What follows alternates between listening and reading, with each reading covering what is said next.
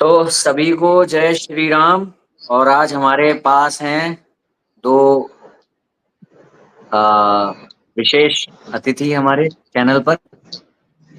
युगल किशोर शर्मा जी हैं, रामानुजाचार्य परंपरा से श्री संप्रदाय से दीक्षित हैं और उसी मार्ग पर आगे बढ़ रहे हैं। और भव्य शर्मा जी हैं, ये भी यूट्यूब चैनल के माध्यम से अपने इंस्टाग्राम इत्यादि के माध्यम से जो धर्म के प्रति जागरूकता है वो फैलाने का प्रयास करते हैं। तो आप लोगों का बहुत बहुत स्वागत है। युगल किशोर जी, आप बताएं अपने बारे में। जी, मेरा नाम युगल किशोर शर्मा है। देखिए, आज जो है, कल इस्कॉन की एक वीडियो आई थी जहां पर हमने लिखा था कि जो भगवत गीता वो जिस तरीके से अन्य व्यक्ति को, जो जिसने मांस खाया हुआ और वो कह रहा है कि मैंने मांसाहार किया हुआ है, तो जो है मैं भगवत गीता को स्पर्श नहीं कर सकता, वो अपनी श्रद्धा को वहां पे व्यक्त कर रहा है। किंतु वहां पर ये लोग क्या करते हैं कि हम जो है, आप भगवत गीता ले लीजिए, किंतु भगवत गीता के अंदर एक विधि और निषेध का पालन करते हुए हमारे वेदादि शास्त्रों के अंदर कि हमको इस नियम का पालन करना है, संध्या वंदन भी करना है तो उसके अंदर भी नियम आते हैं। हर एक क्रिया जब हम करते हैं तो उसके अंदर नियम है। जहां पे हम विधि की बात करते हैं वहां पे निषेध अपने आप लागू हो जाता है, किंतु जहां पर हम विधि की बात नहीं करेंगे वहां पे निषेध भी लागू नहीं होता। अब जैसे हम कहते हैं कि हरि नाम जपने में, राम नाम जपने में, कृष्ण नाम जपने में कोई विधि नहीं है, तो जहां विधि नहीं है वहां निषेध भी नहीं है। तो नहाते हुए भी हम हरि नाम को जप सकते हैं, कोई भी कार्य हम अशुद्ध अवस्था के अंदर भी हरि नाम को जप सकते हैं। किंतु यदि हम विधि की बात करेंगे, संध्या वंदन आदि की बात करेंगे, ग्रंथों के अवलोकन की बात करेंगे, तो वहां पे पवित्रता चाहिए हमको। गीता के अंदर स्पष्ट लिखा हुआ है, इदम ते ना तपस्काय ना भक्ताय कदाचना ना चासु श्रुषवे वाच्यम। तो इस प्रकार से भगवत गीता के अंदर लिखा है कि तप रहित व्यक्ति जो हो, श्रद्धा से रहित जो व्यक्ति हो, भक्ति से रहित जो व्यक्ति हो, उसके समक्ष मेरे ज्ञान को प्रकट मत करो। और भगवत गीता के अंदर एक और शब्द का प्रयोग हुआ है, गुह्यतक ममा, माने कि मेरा जो भगवत गीता का ज्ञान है वो अत्यंत गोपनीय है, गुह्य है, उसको छुपाओ। किससे छुपाओ? जो सत्पात्र नहीं है। 17वां अध्याय आप भगवत गीता का पढ़ेंगे तो 17वें अध्याय के अंदर क्या बताया है कि हम यदि दान करते हैं तो दान के 3 भेद बताए हैं, सात्विक दान, राजसिक दान और तामसिक दान। उसके अंदर बताया आदेश काले यद दानम दीयते नुपा अकारीण, यानी कि देश को देखो, काल को देखो, पात्र को देखो, उसको देखते हुए ही हमको दान करना है। यदि किसी व्यक्ति के अंदर प्रत्युपकार की भावना करते हुए कोई व्यक्ति दान करता है तो वो राजसी दान है। इसी प्रकार से जब हम दान के भेद है तो ये क्या कर रहे हैं, भगवत गीता का दान कर रहे हैं ना, कहते हैं हम दान कर रहे हैं, तो दान क्या कर रहे हैं, भगवत गीता। और भगवत गीता क्या कर रहे हैं कि भगवान कृष्ण की वाणी है, तो भगवान कृष्ण की वाणी का जितना हम प्रचार करेंगे। अच्छा, एक सबसे विचित्र बात ये है कि यदि हम इनसे प्रश्न करते हैं, हमने इनसे कोई प्रश्न करा, तो यदि इनके पास उसका उत्तर नहीं है तो ये कुछ अभद्र टिप्पणियां करने लग जाते हैं। मेरी कल बात हुई थी एक व्यक्ति से, जहां पर मैंने उससे कुछ प्रश्न रखे, तो एक समय तक तो उसने अच्छी तरीके से बात की, ठीक है, बाद में तुम मायावादी हो, तुम अपने आप को नारायण समझते हो, ये है वो है, फिर क्या करने लगते हैं, अच्छा अगर हम इनके सिद्धांतों के विरुद्ध चले गए तो आप मांस खाते हो, आप जो है वो चाय पीते हो, आपसे चाय नहीं छोड़ी जाती, आप मांस खाते हो, आप प्याज लहसुन खाते हो, आप संप्रदायहीन हो, आपको मेरे बारे में कोई जानकारी नहीं है, क्योंकि मैंने आपके केवल इनसे प्रश्न कर देने पर ही ये सिद्ध हो जाता है कि आपके सारे क्योंकि मैं आपके विरुद्ध जा रहा हूं, तो क्योंकि मेरे अंदर एक जलनात्मक वृत्ति पैदा हुई, क्योंकि ये व्यक्ति मेरे विरुद्ध गया है, इसीलिए अब मैं इसके ऊपर आरोप लगाऊंगा।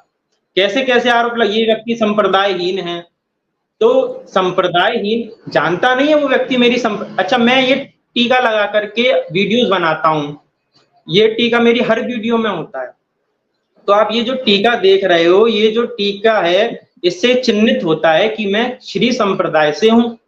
ये किसी अन्य संप्रदाय का टीका तो नहीं है, ये श्री संप्रदाय का टीका है। और श्री संप्रदाय के अंदर भी 2 संप्रदाय हैं, एक रामानंदी संप्रदाय है, एक रामानुजी संप्रदाय है। तो मैं रामानुजी संप्रदाय से हूँ। रामानंदी जो संप्रदाय है उसके अंदर रामानंदी संप्रदाय, रामानुजी संप्रदाय दोनों विशिष्टाद्वैत को मानती हैं। अब जो रामानंदी संप्रदाय है उसके अंदर जो आचार्यत्व है वो भिन्न है। रामानुजी का जो आचार्य है वो परंपरा अलग है, किंतु जो सिद्धांत है विशिष्टाद्वैत वो एक ही है। तो इस प्रकार से हमारी गुरु परंपरा चलती है लक्ष्मी नारायण से। लक्ष्मी नारायण से होते होते यामानुजाचार्य या यामुनाचार्य तक आते आते फिर वो जो आज वर्तमान में जो रामानुजाचार्य जी हैं, तो वहां तक ये गुरु परंपरा हमारी है। अब श्री संप्रदाय को जगत गुरु राघवाचार्य इत्यादि हैं जो, हाँ हाँ, तो राघवाचार्य जी जो हैं वो श्री संप्रदाय से हैं। अब राघवाचार्य जी का वक्तव्य आप सुनिए।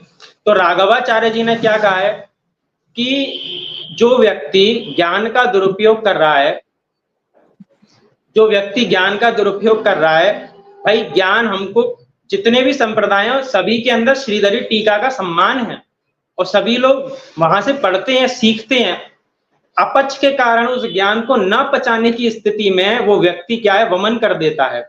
और जो वमन करता है वो कुत्ते के खाने के लायक भी नहीं है। ये शब्द मेरे नहीं, ये शब्द हैं हमारे श्री संप्रदाय के आचार्य के। तो ये आप देखिए कि जो व्यक्ति ज्ञान को पचा नहीं पा रहा वो क्या कर रहा है, वहां पे अपच की उल्टी कर रहा है, वमन कर रहा है, जो कि कुत्ते के खाने के लायक नहीं है। तो ज्ञान को किस प्रकार से प्रचारित किया जा रहा है, एक वमन के रूप में। वो ज्ञान नहीं है, वो वमन है जो वो कर रहे हैं जी। क्योंकि हमसे बस हम एक चीज है कि हम इनसे प्रश्न ना करें। भाई देखो, अगर तुम मेरे सिद्धांत के अंदर हो, अगर तुमने मेरी साइड ले दी तो इसका अर्थ है कि तुम प्रकांड विद्वान हो। तुम नहीं भी हो तब भी हम तुमको प्रकांड विद्वान घोषित कर देंगे, बना देंगे। इनका ये है। मैंने देखा है कि इन लोगों के जो वो हैं, कुछ कुतर्क होते हैं, बहुत निराधार टाइप की चीजें होती हैं जो सामना होने पे तुरंत दूध का दूध और पानी पानी हो जाए। मगर उसमें भी कुछ लोग कहते हैं वाह वाह वाह वाह। वो वाली बात याद आती है, वो फिल्मों का वो डायलॉग है ना कि अर्ज किया है तो पहले ही लोग चालू हो जाते हैं वाह वाह वाह वाह। तो वो कहता है, अमिताभ बच्चन जो है वो कहता है कि अम्मा शुरू तो करने दो। तो इनका वो वाला रहता है, पहले से ही वाह वाह वाह वाह हो जाता है। अब भगवत गीता का जो 17वां अध्याय है उसके अंदर क्या है, ओम तत्सत नीति इति निर्देशो ब्राह्मणा स्त्री विधा स्मरता ब्राह्मणास्तेन वेदेश्च यज्ञश्च विहिता पुरा। विहिता का अर्थ है वहां पर कि निर्माण किया। ठीक है, तो वहां पर बताया जा रहा है कि ब्राह्मण का, वेद का और यज्ञ का भगवान ने सृष्टि के आरंभ में निर्माण किया। माने कि ब्राह्मण ने अभी कर्म नहीं किया, किंतु भगवान ने ब्राह्मण का निर्माण कर दिया। तो जन्म से सिद्ध हो ही गया भगवत गीता के अंदर, क्योंकि कर्म नहीं किया ना भी उसने, किंतु ब्राह्मण का निर्माण किया भगवान ने। नहीं तो इस मामले में तो मैंने बताया ना, इनसे जब भी कोई सिद्धांत पूछते हैं तो ये क्लियर कट सिद्धांत नहीं देते हैं। जैसे अभी सुबह ही मैंने किसी से पूछा कि जो मुक्ति है वो क्या है, तो पहले बोला जीवन मरण से मुक्त हो जाना और गोलोक धाम को प्राप्त कर लेना, ये मुक्ति है। उसके बाद जब मैंने वहां के प्रश्न पूछे कि नहीं मुक्ति यहाँ भी है, अगर आप यहाँ पे ये करते हैं तो यहाँ भी मुक्ति है। फिर जब मैंने ये पूछा कि जब यहाँ पे भी मुक्ति है तो गोलोक धाम में यहाँ पे अंतर क्या है, तो पहले तो बोला कि वहां पे श्री कृष्ण स्वयं है, तो इसका मतलब जहाँ पे प्रभु है वहां ज्यादा अच्छा है, इसका मतलब ये थोड़ा वीक है। तो जब मैंने इतना डेप्थ में जाकर के पूछने लगा तो भाई साहब जो है वो आउट हो गए, वो लीव कर गए तुरंत। तो ये क्लियर कट जवाब नहीं देते हैं जब भी इनसे कुछ भी पूछा जाता है कि वर्ण व्यवस्था जन्म से या कर्म से। तो इनका जो लखनऊ के वो हैं, और भी मैंने कई देखे, उसमें वो जन्म से भी मानते हैं कर्म से भी मानते हैं। भाई या तो जन्म से हो सकता है कर्म से हो सकता है, जन्म और कर्म दोनों से नहीं हो सकता है। शुरुआत की बात कर रहा हूँ, बाकी तो किसी की भी पहचान उसके कर्म से ही होती है। मगर शुरुआत की हम किसी को नामांकन कैसे करेंगे, वो जन्म से ही करना पड़ता है। तो इनके जो परमेश श्यामदास जी हैं उनसे किसी ने पूछा था लाइव चर्चा में कि अगर हम लव मैरिज जो होती है वो करनी चाहिए कि नहीं करनी चाहिए, तो उन्होंने बोला नहीं लव मैरिज तो नहीं करनी चाहिए। अब लव मैरिज का मतलब क्या है, वो बोले कि अपनी ही कास्ट में करनी चाहिए। फिर बोलते हैं कि अगर कोई व्यक्ति भक्ति कर रहा है तो फिर वो उसमें ब्राह्मण क्षत्रिय वैश्य शूद्र नहीं देखा जाएगा। अब बात आती कितनी भक्ति कर रहा है, ये भी तो देखना पड़ेगा। अगर भक्ति करने की वजह से वो ब्राह्मण क्षत्रिय वैश्य शूद्र हो रहा है, तो वो उसका सर्टेन अमाउंट क्या है? वो कोई अमाउंट नहीं है। अभी कल एक रील डाली थी, उसमें वो दिखाया था, वो कोई अमाउंट नहीं है।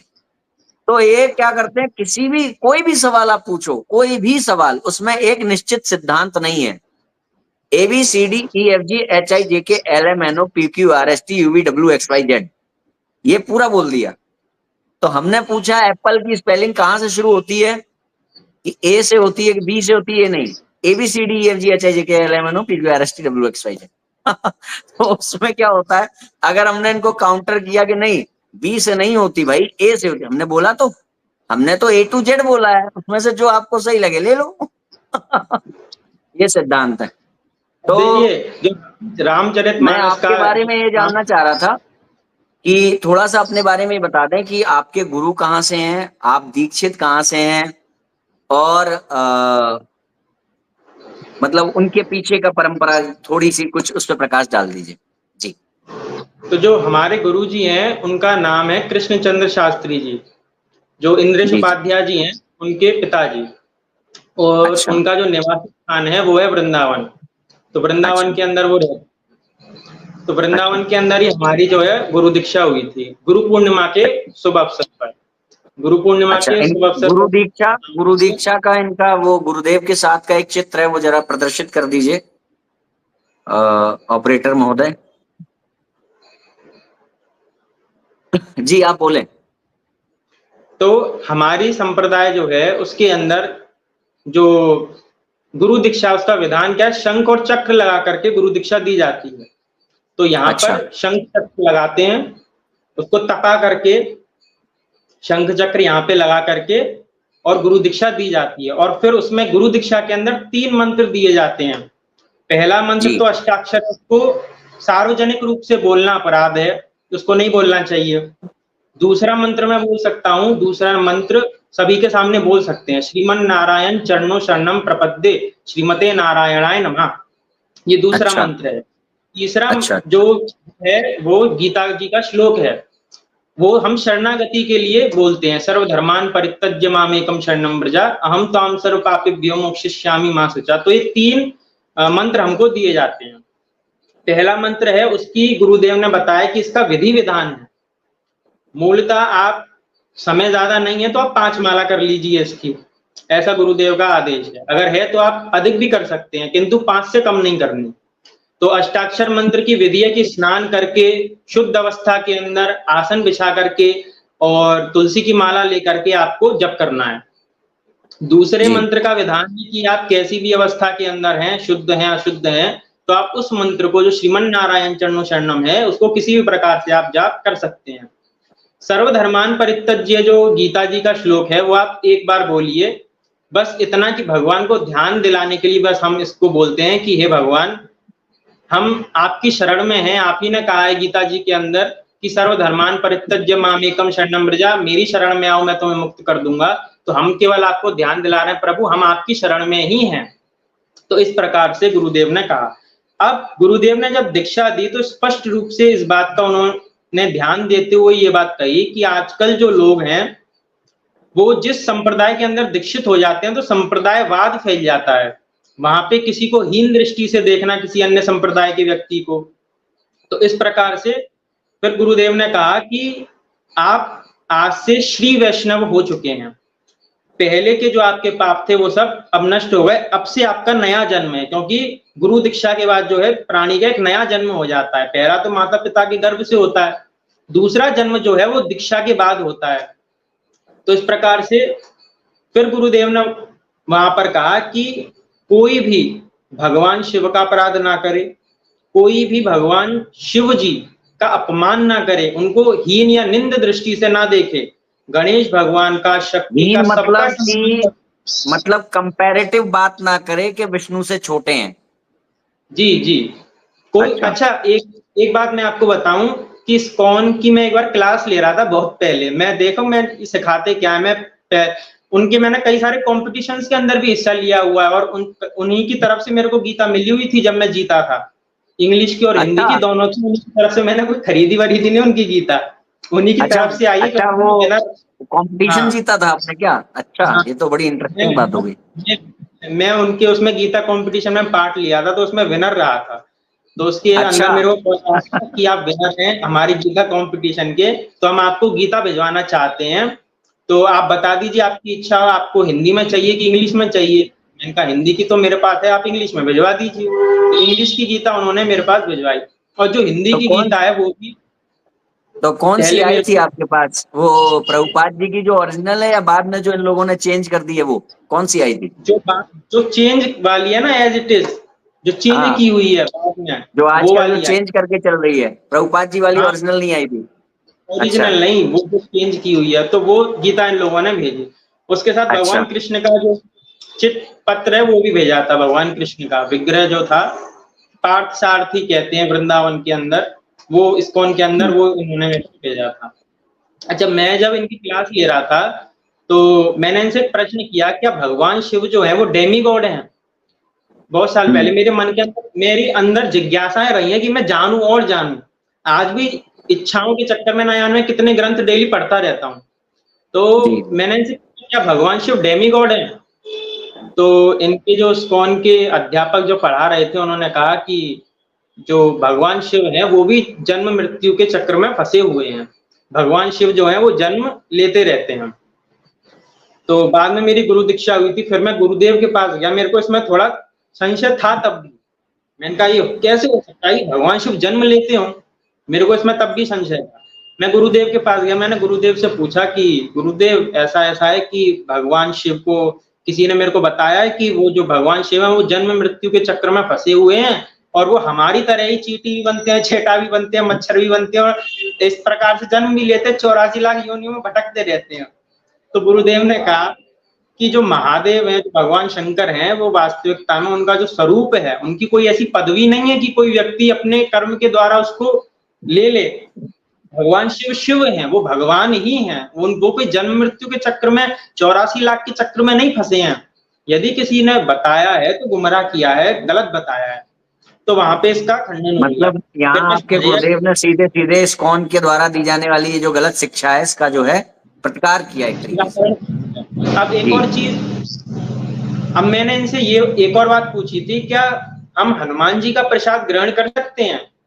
तब इन्होंने कहा अच्छा। कि नहीं, हनुमान जी का जो प्रसाद है वो ग्रहण नहीं कर सकते, ये कोई मनगढ़ंत कहानियां नहीं है। ये इस्कॉन के द्वारा जब मैंने क्लास ली थी, तो इसका सबसे बड़ा प्रमाण मालूम है क्या है?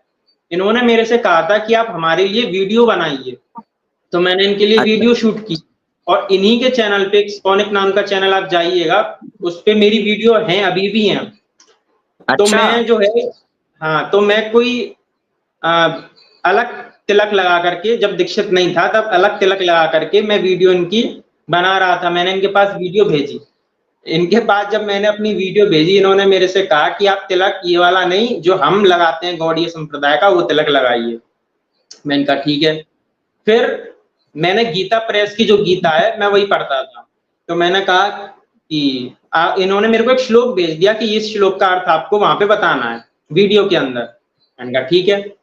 मैंने कहा गीता प्रेस की मेरे पास गीता, उससे नहीं नहीं नहीं नहीं, गीता प्रेस की नहीं, हम आपको भेज रहे हैं अपनी श्रीला प्रभुपाद जी की जो गीता है, केवल उसी को आप पढ़िए, और उसी के बेस पर आप बता सकते हैं। माने के तिलक भी चाहिए हमारी ही संप्रदाय का, और यदि आप जो ग्रंथ पढ़ रहे हैं, आप हमारी वीडियो तभी बनाइए जब आप प्रभुपाद जी का जो ग्रंथ है वही होगा। मेरे पास प्रभुपाद जी कई सारे ग्रंथ रखे हुए हैं, इन्हीं की तरफ से मेरे को भेजे थे जब कंपटीशन में मैं जीता था। जी। तो इस प्रकार से जो इस्कॉन के अंदर है, और जब हनुमान जी की जो बात थी कि प्रसाद नहीं खाना है, ये बात मेरे को बड़ी अजीब लगी। मैंने इनसे पूछा कि हनुमान जी तो वैष्णव है ना भाई, भगवान श्री राम के भक्त हैं, तो फिर हम उनका प्रसाद क्यों नहीं ग्रहण कर सकते? बोले अन्य जी। देवी देवता का प्रसाद ग्रहण करना अपराध है, अपराध की अच्छा। कोटि में आता है। आपको प्रसाद ग्रहण करना है केवल भगवान कृष्ण का, वो आप कर सकते हैं। मैंने पूछा काली माता का कर सकते हैं? बोले नहीं, काली माता का भी नहीं कर सकते। तो हनुमान जी का प्रसाद ग्रहण नहीं करना, शक्ति का ग्रहण नहीं करना, और शिव का तो करना ही नहीं है, शिव से तो तो परम द्वेष रखते हैं। ये आपको कुछ अब्राहमिक नहीं लगता है, जो यहाँ पे कहा गया है कि वो जो ऊपर वाले की तरफ जो चढ़ाया गया प्रसाद उसी को ग्रहण करो? सवाल मत पूछो, वो तो हो ही गया कि हरे कृष्ण का जाप करो, ज्यादा ग्रंथों की गहराई में मत जाओ। यहाँ पर आप देखिए कि अब देखिए हनुमान जी कौन है? हनुमान जी भक्त हैं किसके? भगवान श्री राम के। अब जब इन्होंने ये कह दिया कि आप हनुमान जी का प्रसाद ग्रहण नहीं कर सकते तो वैष्णव निंदा हो गई। अब दूसरी बात ये कि इनके जो गुरु हैं प्रभुपाद जी, उनका चरणामृत हम धो धोकर पिए, कुछ नहीं। क्यों भाई? प्रभुपाद जी का चरणामृत क्यों पी रहे हो आप? क्यों? क्योंकि वो वैष्णव है, उन्होंने गीता जी का प्रचार किया। तो भाई वो भी तो भक्त कोटि के अंदर आ रहे हैं, भगवान तो नहीं है। फिर हम प्रभुपाद जी का उच्छिष्ट क्यों पाए, हनुमान जी का उच्छिष्ट क्यों ना पाए? बात आ गई ना। मतलब हनुमान जी क्या प्रभुपाद जी से हीन हनुमान है? जी भी आप तो ये वैष्णव है, हनुमान जी भी तो हनुमान जी वैष्णव है। तो हनुमान हनुमान जी जी का भोग नहीं खा सकते, मगर श्रील प्रभुपाद जी का उच्छिष्ट खा सकते हैं। यही पॉइंट मेरे दिमाग में आया। मैंने कहा हनुमान जी का नहीं खा सकते उच्छिष्ट, प्रभुपाद जी का खा सकते हैं। क्या हनुमान जी से अधिक श्रेष्ठ हैं प्रभुपाद जी? क्या तुलसीदास जी से भी अधिक श्रेष्ठ हैं प्रभुपाद जी? निंदा किसी की नहीं है, सभी हमारे आचार्य कोटि, सभी को प्रणाम है। किंतु इस प्रकार की बातें करना कि आप इसका प्रसाद मत नहीं, लीजिए, ये जो बातें जो आज इस्कॉन के सामने इस्कॉन की आ रही हैं, ये मेरे से कई लोगों ने, इस्कॉन के लोगों ने संपर्क किया है कि जो बाहर के देशों में जो इस्कॉन तंत्र चल रहा है, उसकी कई चीजें जो आज हमारे इंडिया में चल रहा है, इससे बहुत डिफरेंट है। दूसरी बात ये भी है कि हम अभी भी उसमें नहीं है कि जो प्रभुपाद जी की शिक्षा है, कई लोगों ने मुझसे कहा, इस्कॉन के जुड़े हुए, वो मैसेजिंग में आते हैं कभी कभी, बहुत कम, मगर उन्होंने ये कहा है कि प्रभुपाद जी ने ये कहा था कि जिसका जो ईष्ट है उसको सर्वोपरि मानते हुए वो शिक्षा दी है, वो केवल कृष्ण तक सीमित नहीं रहे। अब जो यहाँ पे बात आ रही है, यहाँ पे कृष्ण तक सीमित हो जाने की, कृष्ण के विरुद्ध किसी को भी छोटा करने की, तो ये सारी बातें जो है वो एक सस्पिशियस है कि ये प्रभुपाद जी की कही गई हैं या उनका नाम लेकर के कही जा रही हैं। जैसे चैतन्य महाप्रभु जी ने कही हैं या उनका नाम लेकर के कही जा रही है, क्योंकि अपनी बात को प्रामाणिक सिद्ध करना है तो किसी को अवतार बना लो, या किसी महान इंसान का जो महान व्यक्ति रहा हो उसका आप साथ अपने से उसको जोड़ लो कि ये उन्होंने कहा था इसलिए हम कह रहे हैं। ठीक है, तो एक तो ये बात मैं थोड़ा जानना चाह रहा था कि तुलसीदास के बारे। अच्छा, पहले तो आप ये बताइए थोड़ा कि ये जो मीट, जो आपका जो मीट वाले जो मामले पे जो वो चिकन खाया था और दूसरे हाथ से गीता दे रहे थे, इस मामले पे कैसे, क्या थोड़ा इसको ठीक से बताइए, क्योंकि लव भारत जी के साथ भी इसी मामले पे कुछ हुआ है। हाँ तो देखिए ऐसा क्या हुआ कि मेरे को बाद में पता, पहले वीडियो आई थी, मैंने आपकी वीडियो देखी। अब भाई कोई व्यक्ति शेयर करता है सोशल मीडिया पे कोई चीज, हमको नहीं पता रहती, हम किसी और काम में व्यस्त हैं, ऐसा तो नहीं पूरे दिन सोशल मीडिया पर ही रहते हो। 1 मिनट की मुश्किल से हम वीडियो बनाते हैं इंस्टाग्राम के लिए, तो ज्यादा से ज्यादा उसमें 10-5 मिनट चले जाते होंगे हमारे। उसके अलावा का जो हमारा पूरा दिन है उसमें हम क्या करते हैं ये भी पूरा कौन डिसाइड कर लेता है, क्योंकि हमने इनसे प्रश्न कर लिया कि भाई पूरे दिन तुम सोशल मीडिया चलाते हो। अच्छा, तो मैंने आपकी वीडियो देखी उस पर कि आपने जो वीडियो डाली थी कि एक व्यक्ति जो है इस्कॉन का, वो भगवत गीता एक ऐसे व्यक्ति को दे रहा है जो व्यक्ति सामने से कह रहा है कि मैंने चिकन खाया है। तो जब व्यक्ति ने कहा कि मैंने भाई चिकन खाया, मैं इस गीता को स्पर्श नहीं कर सकता, तो मैंने सोचा इन्होंने वीडियो बनाई है, मेरे को भी बनानी चाहिए, हम तो साथ काम कर ही रहे हैं। जी। तो अब वीडियो बनाने में समस्या क्या है, क्योंकि हमको तो भाई अधिक से अधिक इस बात का प्रचार करना है कि आप गलत शिक्षा कहीं से यदि आपको प्राप्त हो रही है तो मत लीजिए। जब मैं आगरा के अंदर जब गुरुदेव आए थे शंकराचार्य जी, तब मैं उनसे मिलने के लिए गया था, तो वहां पे कोई अंग्रेज था, वो भी भगवत गीता बेच रहा था। तो मैंने वीडियो बना दी अब इसके ऊपर। तो जो आपसे जो डिस्कशन हुआ था जिस व्यक्ति का, नाम मैं नहीं लेना चाहता उसका, ले भी दूं तो कोई समस्या नहीं है, किंतु अपने आप समझ जाएगा जो भी देख रहा हो। के साथ हुआ था ना? अरे क्या बात है, आप नाम लीजिए, वो ठीक है। तो भव्य के साथ ना, जतिन नाम का व्यक्ति था, तो उसके साथ वो आपका हुआ। जतिन जो हरे अल्लाह करने को, वही व्यक्ति। अच्छा, अब वो क्या कमेंट बॉक्स में बार बार कमेंट करने लग रहा। मैंने कहा ये बार बार कमेंट, भाई तुम बार बार एक व्यक्ति यदि कमेंट करता रहेगा उस पे वीडियो पे, तो एक गलत इंप्रेशन जाता है व्यक्ति के पास।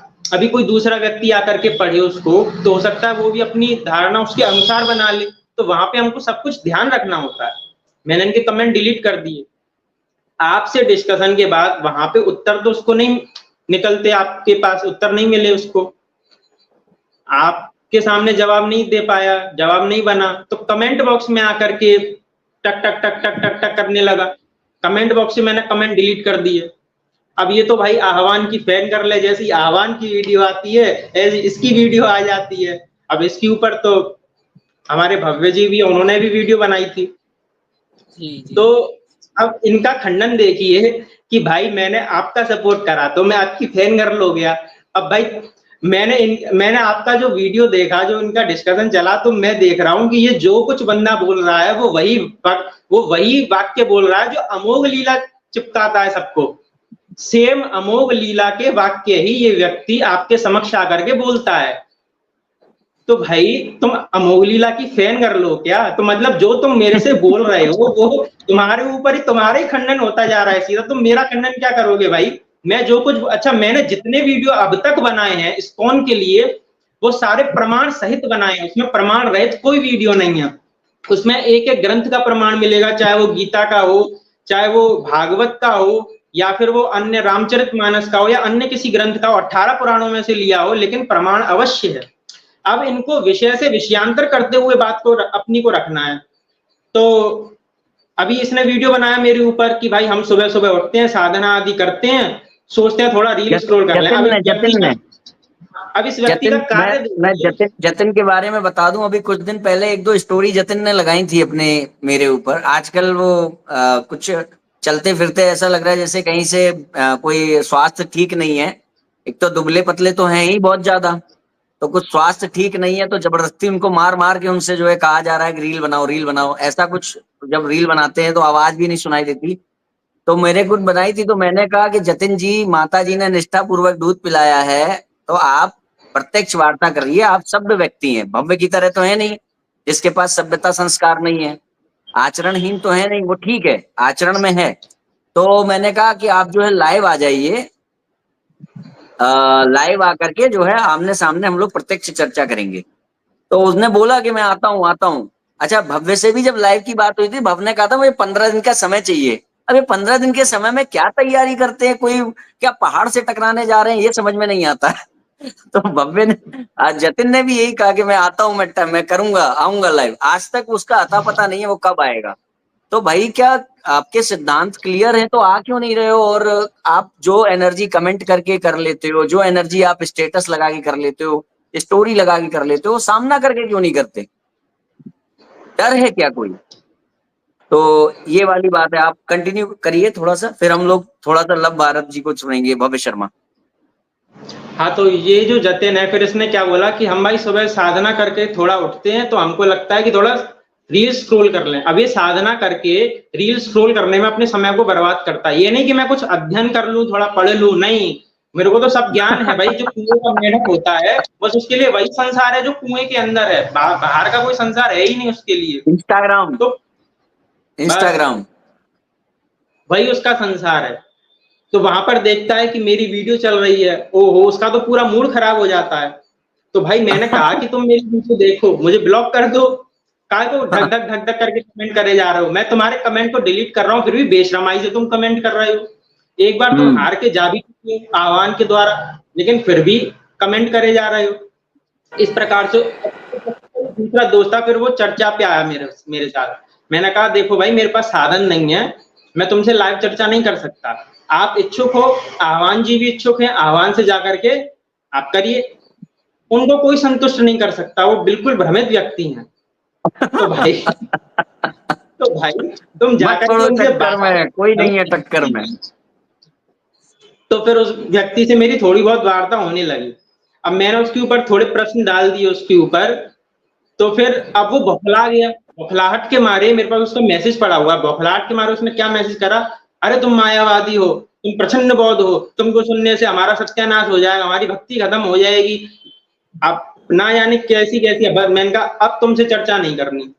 फिर कहने लगा कि अच्छा ये बताओ, क्या तुम अपने आप को नारायण समझते हो? मैंने कहा तुमको उत्तर मिल जाता अगर मर्यादित भाषा में बात करते तो। मैं अपने आप को नारायण समझता हूँ या नहीं समझता हूँ, उसका उत्तर मैं दे देता, किंतु अब नहीं दूंगा। क्यों नहीं दूंगा? अमर्यादित जो भाषा का तुमने प्रयोग किया है, तुम्हें पहले मर्यादित होकर के बात करना चाहिए ना। यदि आप किसी को बुला भी रहे हो अपने पास बात करने के लिए, चर्चा करने के लिए, तो मर्यादित होकर के बुलाओ। आप कहोगे सुन बे गधे इधर आ, मेरे से बात कर, कोई आएगा क्या आपके पास? तो एक मर्यादा, आपके अंदर आचरण नहीं है, आप आचरणहीन है। इस्कॉन के अंदर यही सिखाया जाता है कि भाई देखो, यदि तुम्हारे ऊपर बने, तुमको लगे कि मेरी पोल पट्टी खुलने वाली है, बस तुरंत अभद्र भाषा का प्रयोग करना आरंभ कर देना, वो व्यक्ति अपने आप चले जाएगा, वो फिर भिड़ेगा ही नहीं तुमसे। तो ये इनका सिद्धांत है। तो दो बातें मैं यहाँ पे कहूंगा। पहली बात तो ये है कि इनका इंस्टाग्राम पर चैनल है, युगल किशोर जी का इंस्टाग्राम पेज है इनका, भगवत वचन नाम से। और यूट्यूब पर भी आपका चैनल है ना? यूट्यूब पर भी इनका चैनल है, आप लोग वहां पर भी फॉलो कर सकते हैं ना। दूसरी बात मैं कहूंगा, एक सवाल आ रहा है कि इनके गुरु कौन है, तो रामानुजाचार्य परंपरा के प्रामाणिक आचार्य, जिनका इन्होंने अभी पीछे कुछ देर पहले नाम बताया है। बार बार गुरु का नाम लेना उचित नहीं है, ना ही हमसे इनसे कहेंगे कि गुरु का नाम लें। और साथ ही साथ इन्होंने ये भी प्रकाश डाला कि जो इनके जो परंपरा प्राप्त प्रामाणिक आचार्य हैं, जिनसे ये दीक्षित हैं, उन्होंने ये बताया कि सनातन धर्म में पंचदेवोपासना है, भेद नहीं है। बस ये है कि श्री संप्रदाय कौन सा है, जो विष्णु के प्रति समर्पित है। जैसे मैं भी पंचदेवोपासक हूं, मगर मैं कौन हूं, जो राम के प्रति समर्पित है ना। तो भेद दृष्टि नहीं है, अपने इष्ट के प्रति अनन्यता तो है, मगर दूसरे के इष्ट के प्रति हीनता की भावना नहीं है कि नहीं वो जो है वो दास हैं, वो परम वैष्णव है, फिर वो परम वैष्णव भी नहीं है, फिर वो कामेंद्रियों के वशीभूत हैं, ये सब नहीं है। ठीक है, तो एक तो बात ये आ जाती है। दूसरी, तुलसी दास जी के लिए इन्होंने क्या कहा है, वो थोड़ा सा प्रकाश डालें। वो जो बनारस वाली बात है, जो भगवान का कहा हुआ है, और वैष्णव निंदा हो रही है जब भगवान का कहा हुआ नहीं मान रहे महादेव जी, वो थोड़ा इनके जो सिद्धांत हैं, इनकी जो बातें हैं, वो श्री वैष्णव से भी टकराती हैं जी। चाहे वो रामानंद जी हो, चाहे वो रामानुजी हो, दोनों से ही टकराती हैं। श्री तो एक ही है, ठीक है।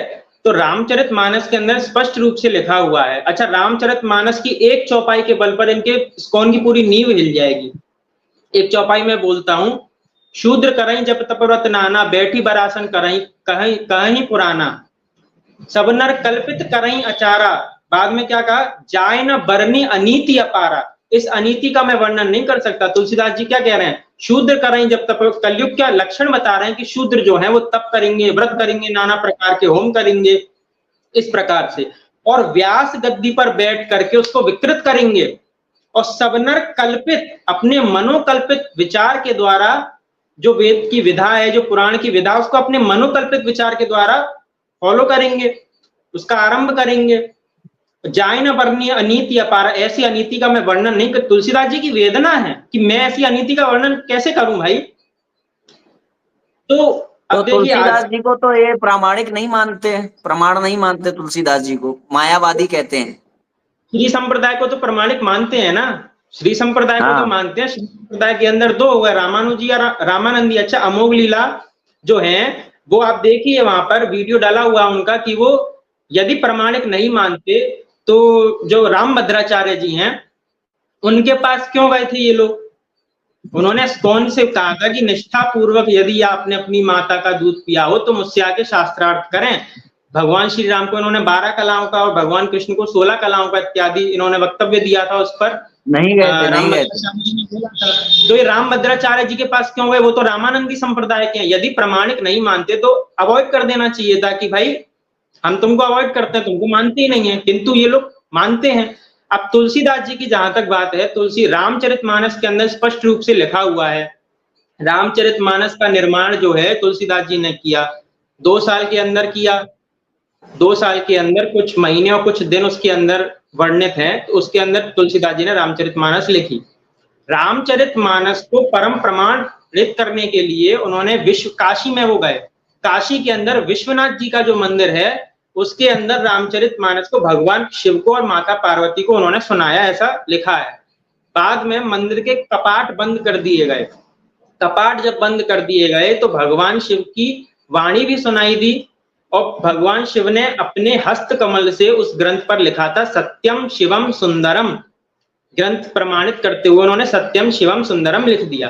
अब बात ये आती है, अगर इस्कॉन यहाँ पर तुलसीदास जी का विरोध करता है, रामचरितमानस का विरोध करता है, तो ये विरोध जाते जाते कहां तक जाएगा? अब देखिए, तो अगर रामचरितमानस का विरोध हुआ ना, तो तुलसीदास जी का विरोध हुआ, परम भक्त का विरोध हो गया, तो वैष्णव निंदा हो गई। अब तुलसीदास जी के बाद चलो हम ये कहेंगे तुलसीदास जी ने जो लिखा सो लिख दिया, लेकिन शिव जी को प्रमाणित करने की क्या आवश्यकता थी जब गलत लिखा था? तो भाई भाई भगवान ने प्रमाणित किया। अब शिव जी तक बात पहुंच गई है कि भाई शिव जी ने प्रमाणित क्यों किया, यानी कि अब शिव जी को आरोपित, इस्कॉन की नजर में कौन दोषी हो गया? शिव जी। अच्छा, तो ये भी वैष्णव अब निंदा हो गई। अब शिव जी से बात जाएगी नारायण तक, शिव क्योंकि जी तो शिव जी किस, वैष्णवा नाम यथा शंभु इनका। हाँ, तो शिव जी से अब बात जाएगी नारायण तक कि भाई शिव जी ने प्रमाणित कर दिया तो कर दिया, नारायण को तो रोकना चाहिए था ना, क्योंकि नारायण के पुजारी शिव जी हैं। तो भाई नारायण ने भी नहीं रोका, इसका मतलब नारायण की भी स्वीकृति है, शिव जी की भी स्वीकृति है, वैष्णवा नाम यथाशंभु की स्वीकृति है, वैष्णव इनके हिसाब से वैष्णव की स्वीकृति है, परम वैष्णव की स्वीकृति है। तो यहाँ पर खंडन किसका कर रहे हो? नारायण का। तो ये तो फिर यहाँ पर वैष्णव निंदा सिद्ध हो रही है तुलसीदास जी का खंडन करने में। पूरी वैष्णव निंदा हो गई। वो इनको नहीं दिखती है वैष्णव निंदा। इनका अर्थ है जो इस्कॉन के ऊपर प्रश्न कर दे वो वैष्णव निंदा है। बाकी रामानुजाचार्य पर प्रश्न होता रहे, इनके द्वारा उन पे होता रहे, उनको प्रामाणिक अप्रामाणिक करते रहे। अच्छा, मैं बस भव्य शर्मा जी के पास जाऊंगा। बस जाने से पहले एक बात क्लियर कर दूं, जो ये सारी बात उठी है वो जो वीडियो है उससे उठी है। तो उस वीडियो में एक व्यक्ति है जो इस्कॉन को फॉलो करने वाला दिखाई दे रहा है, और वो इस्कॉन की गीता को प्रदान, इस्कॉन के ग्रंथों को प्रदान करने का प्रयास कर रहा है एक ऐसे व्यक्ति के हाथ में जो जिसने अभी अभी चिकन खाया, और वो कह रहा है कि ये जो है मैंने अभी अभी चिकन खाया, मैं हाथ में भगवत गीता नहीं ले सकता हूं। तो ऐसे में इनका कहना है कि अगर इस भगवत गीता को देखने के बाद तुरंत उसकी मृत्यु हो जाएगी, तो इस कारण से उनका वहां पर उनको भगवत गीता देने का प्रयास करना उचित था। तो पहली बात यहाँ पर आती है कि अगर गीता देखने से, भगवान श्री कृष्ण का चित्र देख लेने से मुक्ति हो जाती है, फिर भी ये नहीं बनता है कि हम उसको भगवत गीता प्रदान करें, हाथ में दें, दिखा दो ये भाई देख ले अभी, इसके बाद तुरंत तेरी मृत्यु हो गई तो फिर क्या होगा। तो इसलिए देखता रहे और थोड़ी देर रुको वहां पे, दिखाते रहो थोड़ी देर। दूसरी बात कि जब आती है बात विधि विधान की, कि विधि विधान का पालन तो करना ही चाहिए, तो क्या विधि विधान का पालन इस्कॉन वाले नहीं करते? वो नहीं कहते 4 नियमों का पालन, मांस छोड़ दो, जुआ छोड़ दो, व्यभिचार छोड़ दो, और एक कोई और है चौथा, वो छोड़ दो, ये क्या नहीं करते? जैसे आपने कहा था ना विधि, हाँ ये आपने कहा था कौन ना का विधि, है? हाँ, ये ईटिंग मेटिंग डिफेंस और ये सब हाँ अब इलिसिट मैं सेक्स। वो, हाँ मैं अब इनको कहूंगा कि इन्होंने 10 अपराध बताए हैं। जी जी जी, मैं 10 अपराध इन्होंने बताए हैं। वो अपराध इस बारे में बताएं, यदि आप नाम जप कर रहे हो और ये 10 अपराध में से एक अपराध कर रहे हो, तो शिव और विष्णु को यदि आप एक समझ रहे हो, तो आप जो है अपराध कर रहे हो, आपको नाम जप का फल नहीं मिलेगा। यानी कि नाम जप पे भी आपने विधि को स्वीकार किया हुआ है। नाम जप पे विधि को आपने भी स्वीकार किया है कि अगर ऐसा करोगे तो ही वो होगा। तो जब विधि का सब जगह अपने अनुसार तो विधि है, मगर शास्त्र में लिखी हुई विधि विधि नहीं है। जबकि इनके बहुत सारे वीडियोज हैं, एक एक वही वीडियो नहीं है, वो उस वीडियो से तो हमारे जो है दृष्टि में आया मामला कि हमें इस पे वीडियो बनाना चाहिए। मगर इनके बहुत से वीडियोज है जिसमें ये इस तरह का प्रोत्साहन कर रहे हैं कि जो व्यक्ति एक तरफ मांस खा रहा है तो दूसरे हाथ में मैंने उसको गीता पकड़ा दी। जबकि अगर हमने थाली से एक बाइट उठा के खा लिया, वो थाली झूठी हो जाती है, दोबारा उसको छुए या ना छुए वो थाली झूठी हो गई। तो हमारा शरीर, हमारा ही दूसरा हाथ झूठा नहीं हुआ क्या? हाँ, झूठा हो गया। जब वो थाली जो हमारा अंग नहीं है वो झूठी मानी जा रही, तो हमारा हाथ नहीं झूठा हुआ क्या? उसी दशा में हम जाके राइट हैंड से भगवान के मंदिर में जाकर के, इनके यहाँ मंदिर में ऐसे ही पूजा होती है गर्भगृह में, कि एक तरफ आदमी ने खाना खाया, दूसरे हाथ से भगवान को सेवा कर दी। तो विधि का इन्होंने एक्सेप्ट किया हुआ है, मगर ये विधि वो विधि है जो हमने मानी है, ना तो शास्त्र में हो भले ही, और ना तो गुरु, इनके ही गुरुओं ने ना कही हो भले ही, मगर वो कोई वो नहीं है जी।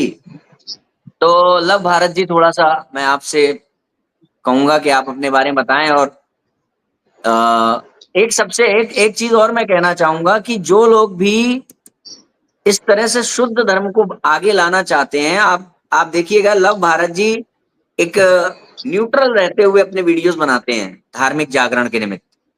मगर क्या होता है कि इनका ऐसा चल रहा है कि जो व्यक्ति, भले ही वो वैष्णव हो, ये भी वैष्णव है, भले ही कोई व्यक्ति वैष्णव हो, मगर यदि वो इस्कॉन का नहीं है तो उसको रोका जाता है। तो ये जो चीज कही जाती है ना कि वैष्णव निंदा, वैष्णव अपराध, तो आपके सामने आज एक ये जो कितनी सामंजस्यता है, जो शुद्ध सनातन आयुर्वेदिक हिंदू धर्म के लोग हैं उनमें कितनी सामंजस्यता है, वो आप देखिए। और ये जो तथाकथित तंत्र हैं जो धर्म रक्षा का वो देते हैं, दावा करते हैं कि हम धर्म रक्षक हैं, हम धर्म प्रचारक हैं, उनका ये देखिए कि जो उनकी संस्था के द्वारा स्वीकार सिद्धांतों के साथ खड़ा नहीं होगा, वो भले ही वैष्णव हो, कोई भी हो, उसको रोकेंगे आगे बढ़ने से। आज इनका चैनल आप देखिए, भव्य शर्मा जी का लव भारत नाम से है, युगल किशोर जी का देखिए, वहां पर उसको आगे बढ़ने ही नहीं दिया जाता। और मैं एक आह्वान करना चाहूंगा, हमारे जितने भी वैष्णवाचार्य हैं, आप कभी इंटरनेट खोल करके देखिए, वैष्णवाचार्यों की ग्रंथावली इत्यादि को ढूंढने का प्रयास करें तो सब जगह सिर्फ इस्कॉन इस्कॉन आएगा, सब जगह। तो अगर वैष्णवाचार्यों ने इसको संज्ञान में लेते हुए कुछ ठोस कदम नहीं उठाए तो आने वाले टाइम में बहुत बड़ी बात नहीं है जब वैष्णवों के नाम पे सिर्फ एक ही नाम सामने आएगा, इस्कॉन। ना तो श्री संप्रदाय रह जाएगा, श्री संप्रदाय का कोई वो रह जाएगा, सामग्री रह जाएगी, ना वो रह जाएगा, क्योंकि जिस तरीके से इनकी कार्य प्रणाली है, और अगर वो सही है, अगर उसका समर्थन किया जा रहा है, तो अगर इस तरह से हम चलेंगे तो आने वाले समय में वैष्णव का अर्थ केवल एक होगा जो वैष्णव नहीं है। आने वाले समय में वैष्णव का अर्थ एक होगा जो वैष्णव नहीं है, क्योंकि वो वैष्णव की निंदा कर रहा है, अपराध कर रहा है, शिव जी का बात नहीं मान रहा है, तुलसीदास जी को मायावादी कह रहा है, और वो हरि हरि में भी भेद कर रहा है, हरि हरि में भी भेद कर रहा है। तो वैष्णव का अर्थ क्या होगा आने वाले समय में, जो वैष्णव नहीं है। तो इसलिए मैं ये आह्वान करना चाहूंगा। जी लव भारत जी, आप अपने बारे में बताएं थोड़ा सा। जी, तो मेरी एक ये आदत है कि मैं न्यूट्रल तो हूँ ही, और साथ ही साथ जब भी मुझे लगता है कि शास्त्र विरुद्ध यदि कोई काम कर रहा है तो मैं उसका विरोध करता हूँ। अब पहली बार जब मैंने इस्कॉन का यहाँ पर विरोध करा, कभी मैंने इस्कॉन का यहाँ पर विरोध नहीं करा, परंतु पहली बार जब मैंने करा इस चीज को लेकर, तो आप देखेंगे कि कैसे जो भाषा की मर्यादा है उसका बिल्कुल वो हो जाती है, टूट जाती है, पूरी अलग हो जाती अच्छा, है। आपने इसी बारे में विरोध किया था कि मछली, जो वो उसने चिकन जी जी खाया जी था, जी वो जी ये? जी, अच्छा उसी पे मैंने विरोध करा था। तो अच्छा जैसे फिर मैंने वीडियो बनाई, तो इंस्टाग्राम पर भी और यूट्यूब पे भी, तो जो भव्य राधा कृष्ण दास जी हैं, मैंने ले लिया। तो इनका क्या है, ये पहले मेरे से काफी अच्छे से बात करते थे, जब मैं इस्कॉन का हमेशा मतलब उनकी चीजों के लिए बहुत अच्छा बोलता था, वो करता था, उनको प्रोत्साहन करता था।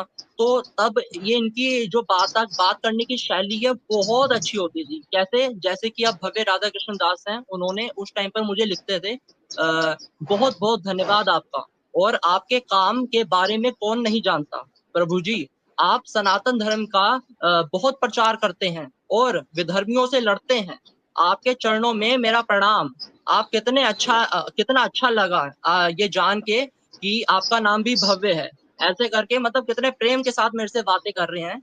और फिर उसके बाद अब जब मैंने वीडियो बना दी, फिर देखिए आप ये जो कमेंट है, यहाँ पर ये क्या लिखते हैं, क्या आप लाइव में आके बात करेंगे मेरे साथ, आपकी विचारधारा मायावाद के द्वारा प्रभावित है, यानी प्रभावित है, ये नहीं कि जरा सा भी थोड़ा सा भी वो बोल दिया कि नहीं, मतलब थोड़ा सा वो हो सकता है, मुझे ऐसा लग रहा है, या ये है, प्रभावित है, डिसीजन दे दिया, सीधे निर्णय सुना दिया।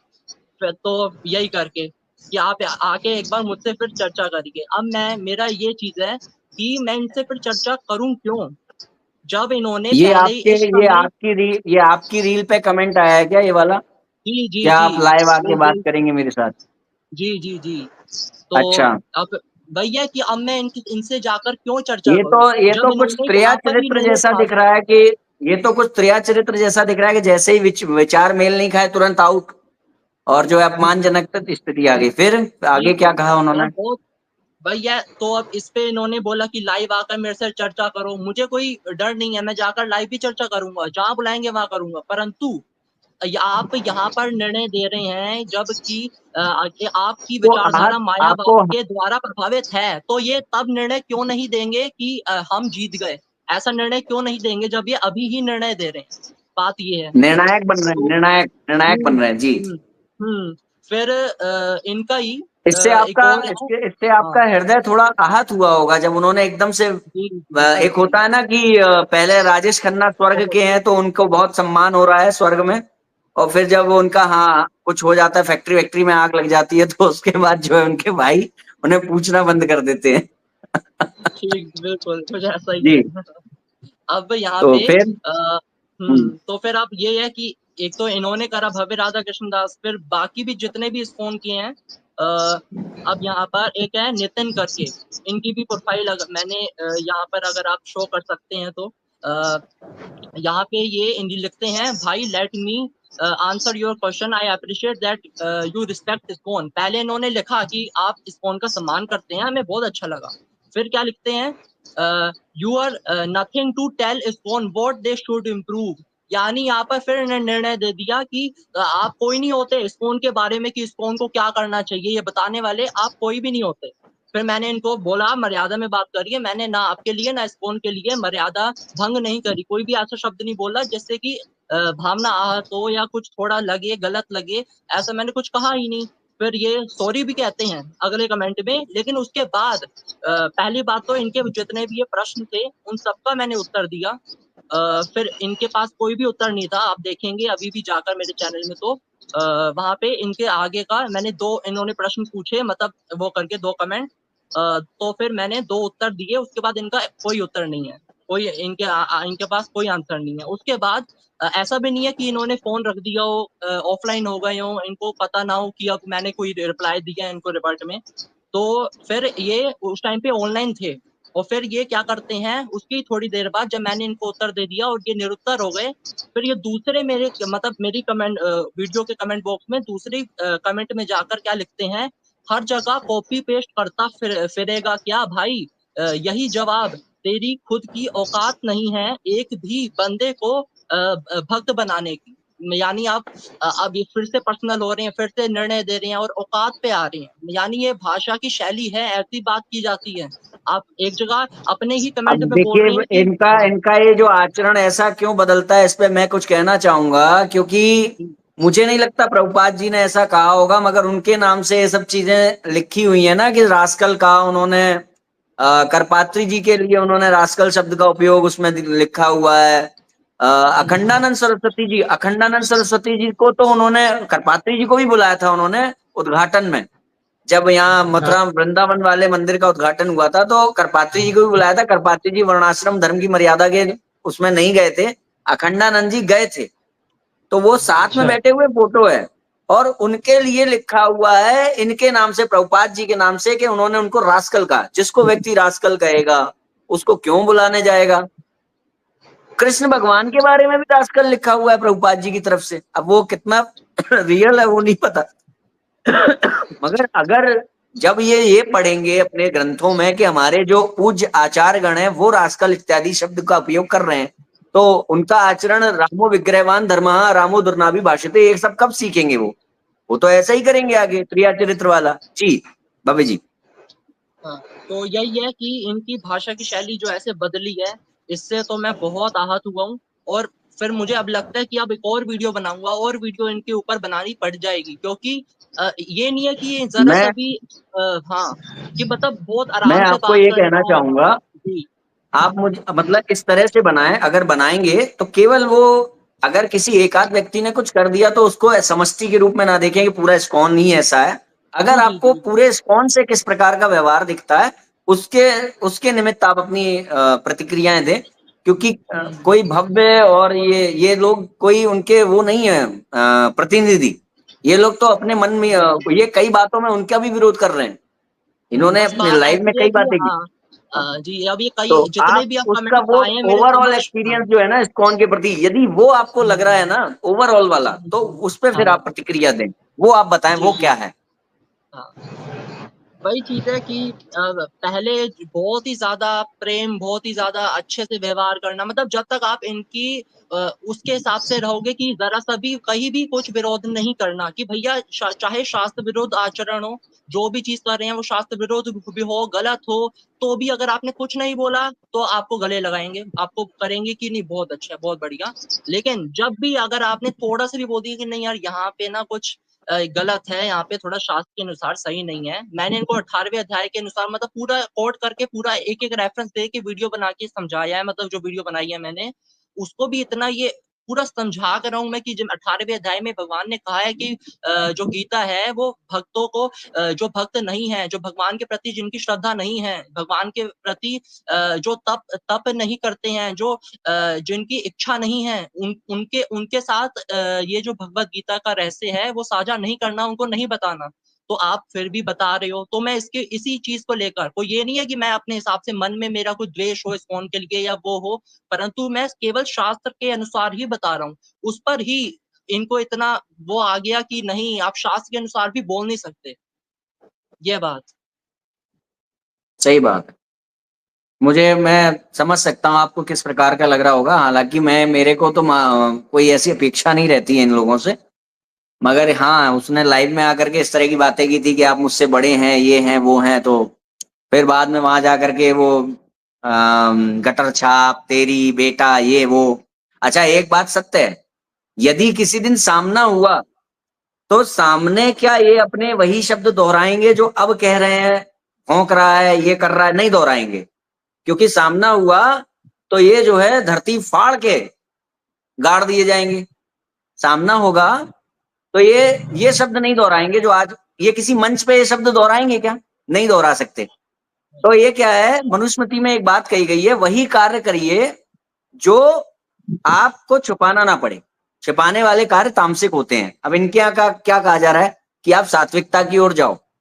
तो यदि ये दोहरी प्रकार की भाषा कर रहे हैं कि मैं जब लाइव में आऊंगा तो अलग बोलूंगा, मंच पे आऊंगा तो अलग बोलूंगा, पब्लिकली बोलूंगा तो अलग बोलूंगा, और पीठ पीछे या छुप करके कुछ अलग बात बोलूंगा, तो ये क्या है? ये छिपाने वाला भाव है। तो ये तामसिकता है। ठीक है, शास्त्र विरुद्ध हो गया। दूसरी बात, यदि आपको ऐसा लग रहा है कि सामने वाले ने आपके प्रति कोई अभद्र आचरण किया है, तब भी आपको अनुमति ये नहीं है कि आप भी अभद्र आचरण करो। आपको लड़ने की है, मगर गिरो उस झरने की तरह जो गिर के भी अपनी सुंदरता खोने नहीं देता। आप जैसे रावण ने सीता माता का हरण किया, तो राम भी कर सकते थे। श्री राम ने नहीं सिखाया ना कि आप जाके वहां मंदोदरी का हरण कर लो।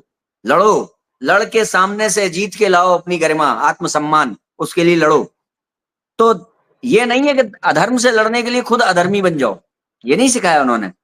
अच्छा, इसके बाद क्या है कि उनकी बातें गटर छाप है, उसका ईश्वरीय है, निर्लज है और घटिया है, बहुत बहुत गंदी गंदी चीजें कही है। तो उस पर अगर बंद नहीं किया तो हम लोग कार्रवाई भी करेंगे, ऐसा नहीं है कार्रवाई नहीं, कि समय का थोड़ा अभाव है, धर्म रक्षा में रहते हैं। मगर ये जो त्रिया चरित्र है, जो दोहरा रूप है, ये सात्विकता तो नहीं है। और मैं इनसे मैं इनसे ये कहूं कि तुम सामने आओ, मान लो तुम दोबारा अगर ये लाइव भी आ जाएंगे, तो क्या ये बोलेंगे यही भाषा?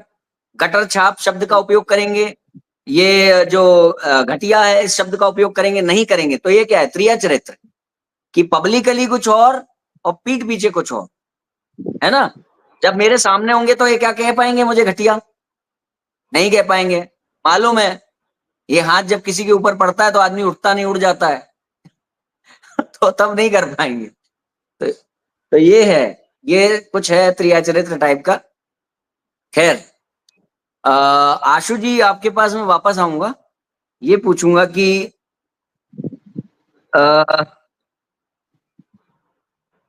ये मायावाद के बारे में विशिष्टाद्वैत सिद्धांत क्या, क्योंकि ये क्लेम किया जाता है कि उन्होंने खंडन किया, और तो जो मायावाद मतलब रामानुजाचार्य जी ने शंकराचार्य जी का खंडन किया, या उसमें सामंजस्यता है, कुछ एकत्व है सिद्धांतों में, वो आप उस पर थोड़ा सा प्रकाश डाल दीजिए, क्योंकि आप रामानुज परंपरा से दीक्षित हैं। देखिए, ऐसा है कि अब जैसे कि अब आपका जैसे सिद्धांत है शंकराचार्य जी का अद्वैत, हमारा सिद्धांत है विशिष्टाद्वैत। हम गृहस्थी के अंदर हैं, ठीक है। हम गृहस्थी के अंदर हैं और हम किस संप्रदाय से हैं? श्री संप्रदाय से।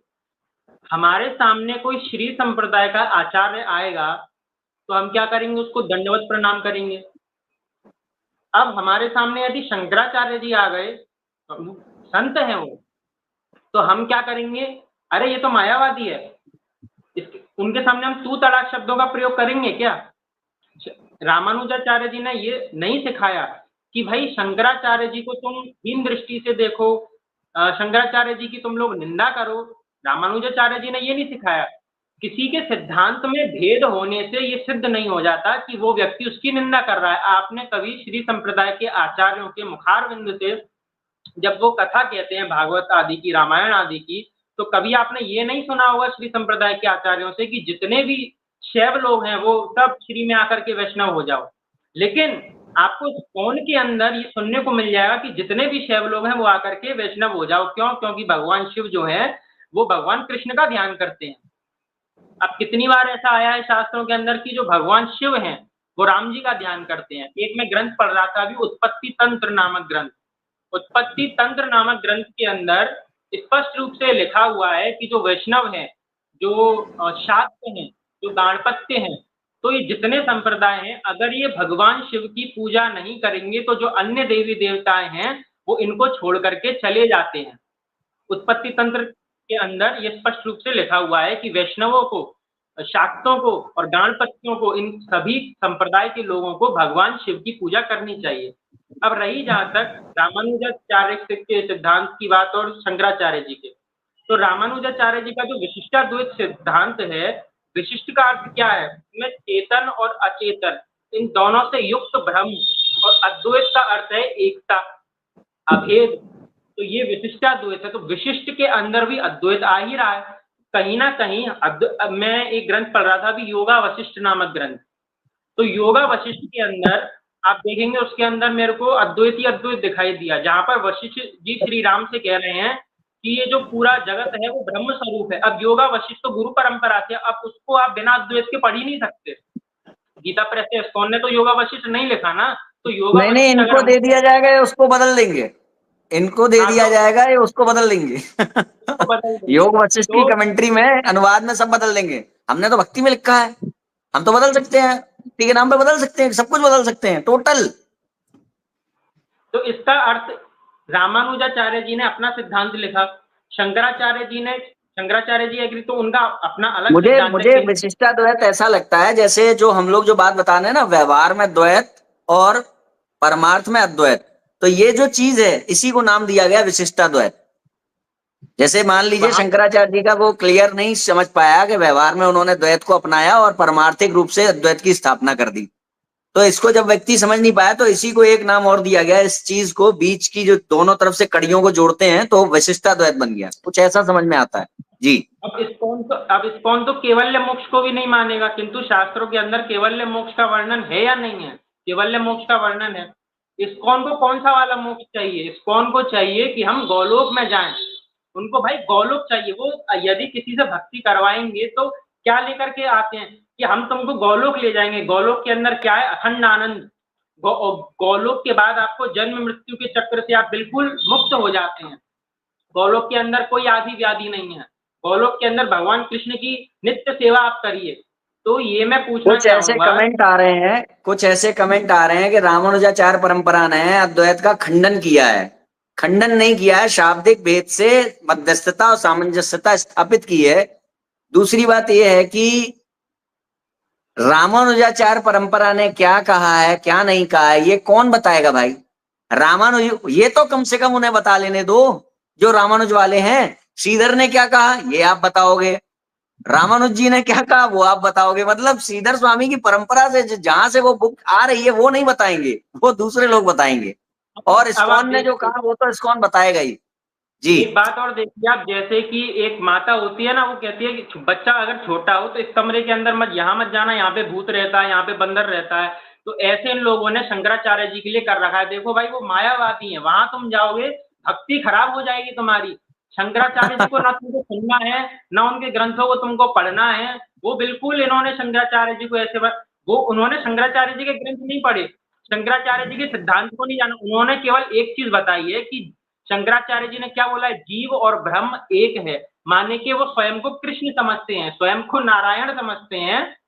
तो जो है आप इस सिद्धांत को मत मानिए, वो निर्गुण निराकार को मानते हैं। एक विकृत रूप अद्वैत का इस्कॉन के अंदर प्रतिपादित है। मेरे को जब मैंने इस्कॉन को सुना था तो मेरे को भी यही लगा, मैंने कहा अद्वैत अच्छा ऐसा है कि मतलब इतना विकृत रूप है उसका। एक बार मैंने पूरी शंकराचार्य जी की वीडियो देखी, मैं कोई वीडियो देख रहा था क्योंकि सुनता रहता हूँ, जिज्ञासु तो हूँ, तो मैंने कोई वीडियो देखी शंकराचार्य जी की, मेरे को उनका वक्तव्य बड़ा अच्छा। मैंने उनकी वीडियो कब से देखना स्टार्ट करी, जब मुझे पता चला कि ये धर्म सम्राट कृपात्री जी महाराज के शिष्य हैं, मैंने तब से उनकी वीडियो देखना आरंभ किया, क्योंकि धर्म सम्राट कृपात्री जी महाराज को मैं बहुत बचपन से जानता हूँ उनको, उनके बारे में मैंने पढ़ा है, सुना है कि इस प्रकार अच्छे विद्वान आए हैं, वो अपने गुरुदेव से भी सुना है। अच्छा, तो मैंने ये देखा है कि रामानुज संप्रदाय के भी लोग जो अपने कथा करते हैं तो उसमें कितने अच्छे से वो शंकराचार्य जी का मतलब वो करते हैं कि उन्होंने हमको, जैसे प्रेमानंद जी, आप तो वहां पास में ही रहते हैं वृंदावन के, तो प्रेमानंद जी के विचार जो हैं शंकराचार्य जी के लिए, करपात्री जी के लिए, कि मायावादी नहीं है, माया का नाश करने वाले हैं शंकराचार्य जी, माया से हाँ, छूटते कैसे हैं उन्होंने सिखाया। तो प्रेमानंद तो महाराज जी ने भी वक्तव्य में देखिए, सत्यपि भेदाप गमेना तवाहम नमाम की नस्तम, तो इस श्लोक का उच्चारण के ये किसका है, ये शंकराचार्य जी का ही तो दिया हुआ है। तो जी शंकराचार्य जी के सिद्धांतों को भी प्रेमानंद महाराज जी बताते हैं।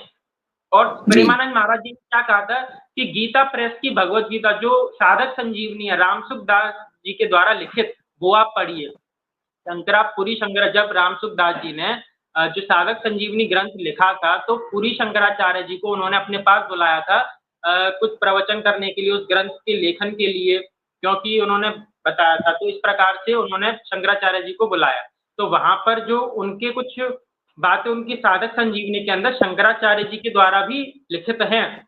और वहां सिद्धांत पर उसमें, मतलब उसमें जो है एक दूसरे की वो विचार विमर्श से वो लिखा गया है। जो वर्ण व्यवस्था है वो जन्म को लेकर है। इसका मतलब प्रेमानंद महाराज जी जो है वो जन्मना वर्ण व्यवस्था को स्वीकार करते हैं, क्योंकि इस्कॉन की गीता तो वो नहीं पढ़ते, वो कौन सी पढ़ते हैं, साधक संजीवनी।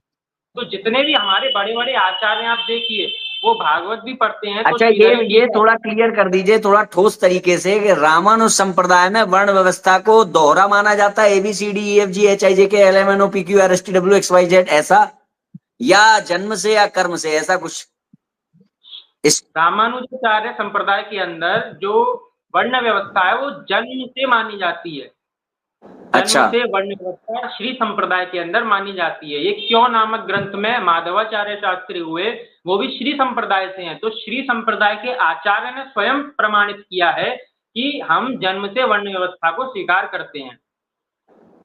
उन्होंने वहां पे प्रमाण भी दिए हैं, उन्होंने वहां पे प्रमाण भी दिए जी। तो अच्छा, श्री मैं ये कह संप्रदाय रहा का हूँ कि ये जो श्री संप्रदाय के जो वैष्णवाचार्य हैं, ये मतलब ये आपके यहाँ पे इनकी ये पुराण दिग्दर्शन इत्यादि को प्रामाणिक माना जाता है इनको, या मतलब इसमें कुछ थोड़ा सा बताइए, जो माधवाचार्य जी जिन्होंने, क्योंकि वो बहुत अच्छा ग्रंथ है क्यों, और पुराण दिग्दर्शन, और इन्होंने जब ये ग्रंथ लिखा है तो ग्रंथ मेरे पास है ये, इसमें इन्होंने वर्ण व्यवस्था को जन्म से इन्होंने सिद्ध किया है। ये जो ग्रंथ है इसमें जन्म से सिद्ध किया है। अब इसमें सबसे बड़ी बात क्या है ना, कि इसमें जब ये इन्होंने ग्रंथ लिखा है उसके बाद इन्होंने कई आचार्यों से इस पर जो है भूमिका में साइन करवाए, कई आचार्यों से इसकी प्रामाणिकता के लिए, ऐसे नहीं है। तो ये एक सामंजस्यता होती है हमारे जो शुद्ध सनातन वैदिक। करपात्री जी भूमिका लिख रहे हैं वैष्णवाचार्यों की, उसमें करपात्री जी भूमिका लिख रहे हैं, और वैष्णवा और शंकराचार्य क्या कहते हैं, वैष्णवाचार्य भूमिका लिख रहे हैं इसमें करपात्री जी के ग्रंथों में। करपात्री जी के जो भक्ति सुधा है उसमें निम्बारकाचार्य जी ने भूमिका में वो किए हैं हस्ताक्षर। तो ऐसा है। अब देखिए, यदि आप इनके पास जाएंगे और ये कहेंगे कि हम जो है अद्वैत का ग्रंथ पढ़ रहे हैं, शंकराचार्य जी के द्वारा लिखा हुआ ग्रंथ पढ़ रहे हैं, तो ये तुरंत मना कर देंगे कि उसको मत पढ़िए। अब मैं आपको जी अपनी बताता हूँ, मैं अपने गुरुदेव के पास गया, मैंने जी अपने गुरुदेव को बताया कि मैं जो है धर्म सम्राट करपात्री जी महाराज के द्वारा लिखित जो ग्रंथ हैं भक्ति सुधा आदि उनका अध्ययन करता हूँ। उन्होंने नाम पूछे थे मेरे से ग्रंथों के, तो किन ग्रंथों का अध्ययन करते हो? तब मैंने उनको बताया था कि करपात्री जी के ये अमुक अमुक ग्रंथ हैं। तो उन्होंने कहा कि करपात्री जी तो बहुत प्रकांड विद्वान रहे हैं और बहुत अच्छे संत रहे हैं, और गुरुदेव ने ये भी बताया कि वो जब छोटे थे, जब उनका विद्या अध्ययन का समय था, तो उनके जो गुरुदेव हैं, हमारे गुरुदेव के जो गुरुदेव हैं, उनका नाम है रामानुज प्रपन्नाचार्य जी, जो भागवत जी का सचल विग्रह उनको कहते हैं। तो उनके मित्र थे करपात्री जी महाराज। हमारे अच्छा। गुरुदेव के जो मित्र थे करपात्री जी महाराज, उनके आश्रम पे भी आया करते थे। तो एक बार करपात्री जी, गुरुदेव ने बताया, छोटा सा उनका संस्मरण सुनाया कि करपात्री जी महाराज रामानुज प्रपन्नाचार्य जी के में आश्रम पर आए थे। तब वहां पर गुरुदेव छोटे से बालक थे, तब विद्या अध्ययन के लिए आए ही थे। तब करपात्री जी का उनको वहां पे दर्शन सुलभ हुआ। तो करपात्री जी ने उनको अपनी गोद में बिठाला था और उनसे पूछा कि क्या करता है ये बालक? तो उनकी गुरुदेव ने बताया कि ये अभी ब्रजवासी बालक है, अभी विद्या अध्ययन ये के लिए देखिए, आया है। ये कमेंट आ रहा है, ये माधव इस्कॉन वाले जो हैं वो माधवाचार्य शास्त्री जी को प्रमाणिक नहीं मानते। तो माधवाचार्य जी का जो ग्रंथ है ना, उसको लिखने के बाद उसको जब आप पढ़ेंगे तो उसी ग्रंथ में ही अनेकानेक जो वैष्णवाचार्य हैं, शंकराचार्य हैं, और सभी से उसमें सम्मति में हस्ताक्षर करवाए गए हैं। तो ये आपको पढ़ना चाहिए, है ना। इसमें कई सारे आचार्यों का इसमें दिया गया है। और सबसे बड़ी बात है कि वैष्णवाचार्य वो हैं या नहीं है, रामानुज परंपरा से हैं या नहीं। पहली बात तो ये है कि अगर आपको अपने धर्म की रक्षा करनी है तो आपको इनके ग्रंथों की आवश्यकता पड़ ही जाएगी कभी ना कभी, ये देख लीजिएगा। आर्य समाजी जब क्यों उठाएंगे ना आपके सिद्धांतों पर क्यों, तो उन क्यों का जवाब आपको इनके ग्रंथों में मिलेगा। तो पहली बात तो ये है कि ये भूल जाइए कि इनके बिना आपका निर्वाह हो पाएगा। दूसरी बात कि आपके जो ये परंपरा प्राप्त है कि नहीं आचार्य, ये कौन बताएगा? ये वैष्णवाचार्य जो रामानुजाचार्य परंपरा के वो हैं, उस परंपरा के अधिकृत दीक्षित लोग हैं, वो बताएंगे। तो यहाँ पर आपके सामने जो बैठे हुए हैं, इन्होंने अपने गुरु के साथ अपना चित्र भी दिखाया, और इनके गुरुदेव का नाम है, उनका चैनल है, भागवत कथा करते हैं, और उनको 18,000 जो श्लोक है भागवत के, वो पूरा भागवत उनके मतलब उनको रटी हुई है, और प्रकांड विद्वान है। तो उनसे ये पूछ चुके हैं, इनको प्रमाण के रूप में प्रस्तुत किया जाता है इनके द्वारा लिखित इन ग्रंथों को। अब अगर वही वाली बात है कि इस्कॉन के बारे में क्या है और क्या नहीं, ये कौन बताएगा? सबसे जो अंततोगत्वा जो इस्कॉन का होगा वही प्रमाण माना जाएगा। तो इसी प्रकार से श्री संप्रदाय के कौन है और कौन नहीं है, ये कौन बताएगा? जो श्री संप्रदाय का होगा वो बताएगा। और अगर नहीं मानते तो फिर डॉक्टर जाकिर नायक भी आकर के तुम्हारे ग्रंथों को खोल करके उल्टी सीधी व्याख्या कर देगा, मान लो उसकी बात। उससे भी तो आप यही तर्क करते हो कि अपनी माँ की बात मानते हो कि आपके पिता कौन है इस प्रश्न के संबंध में, या फिर किसी और से पूछते हो। माँ जो कहेगी ये तुम्हारी पिता, वही मानना पड़ता है। उसी प्रकार से जब वैष्णवाचार्य श्री संप्रदाय के ये हैं कि नहीं है, ये श्री संप्रदाय वाले बताएंगे। श्री संप्रदाय वाले कह रहे हैं ये वैष्णवाचार्य हैं, ये उसमें क्या कहते हैं, इनके ग्रंथ हैं, उसमें तमाम सारे जो वैष्णवाचार्य हैं प्रामाणिक, उनका वो लिखा हुआ है भूमिका में। आप पढ़िए तो सही। आपको तो केवल मना करना है तो मना करते रहिए, आपके मना करने से कुछ नहीं होता है। मत पढ़ो चक्कर में, कोई नहीं है टक्कर में। जी बताएं। हाँ, तो मैंने अपने गुरुदेव से माधवाचार्य शास्त्री जी के बारे में पूछा था, तो गुरुदेव ने कहा था ये तो शास्त्रार्थ महारथी हैं, उनको ज्ञात है उनके बारे में, माधवाचार्य शास्त्री जी के बारे में। शास्त्रार्थ महारथी, हाँ, शास्त्रार्थ महारथी गुरुदेव ने कहा था कि ये शास्त्रार्थ महारथी श्री संप्रदाय के। और आप देखिए, जब मेरे गुरुदेव के जो गुरुदेव है रामानुज प्रपन्नाचार्य जी, जब उनकी मित्रता धर्म सम्राट से है, वो कौन है? अद्वैत या और वो कौन है? विशिष्टाद्वैत। तो उनकी मित्रता, वो एक दूसरे को हीन दृष्टि से नहीं देख रहे। मेरी आपसे मित्रता है, मैं आपका किसी उसमें साथ दे रहा हूँ, तो ये लोग क्या कह रहे हैं कि भाई ये तो मायावादी है, ये तो इसमें मायावादी कहाँ से आया? मेरी समझ में नहीं आया जी। तो बड़ी विचित्र बात है इनकी। और गीता को ये प्रमाण मानते हैं किसके रूप में, कि भगवान कृष्ण की ही वो वाणी है, इसलिए हम उसको प्रमाण मानते हैं।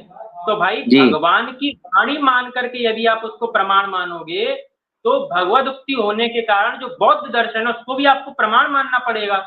क्योंकि भगवत गीता को हम प्रमाण क्यों मानते हैं, भगवत गीता को हम प्रमाण इसीलिए मानते हैं कि वो वेद का अनुसरण करती है। यदि वेदानुकूल है, वेदानुकूल।